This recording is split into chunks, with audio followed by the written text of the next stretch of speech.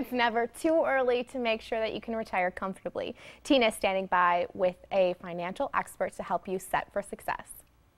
A recent study from Wells Fargo found 1 in 3 middle-class Americans is currently not saving for retirement. Yet, 72% said that they should have started saving earlier.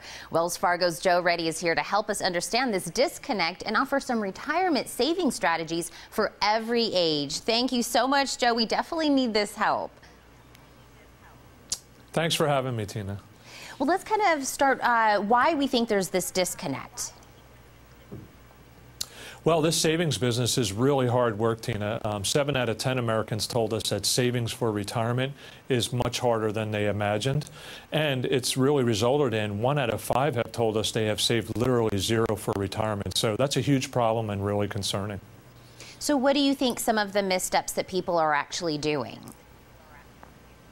Well, the biggest misstep that jumps out at me is 55% have told us that they're going to delay retirement savings to tomorrow. They're going to put it off, avoid today and put it off to tomorrow. And that can have some significant implications on your retirement savings outcome. You know, for example, a 25-year-old that saves $100 a month for 40 years to age 65 could accumulate $225,000 on average. If that same person puts it off till 40 years old, that same $100 a month, they'll only accumulate $75,000. So this sort of kick the can down the road is not a great strategy and has real implications on their outcome. Would you say, though, if somebody maybe is starting a little bit later, it is better to do later than never? Oh, it's never too late to start saving. It's really important to get started on that journey.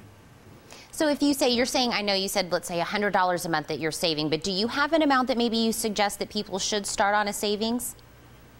Again, it's really important to just get started. One of the data points in the survey is those that had a written plan saved on average $250 a month versus those that didn't have a plan of $100 a month.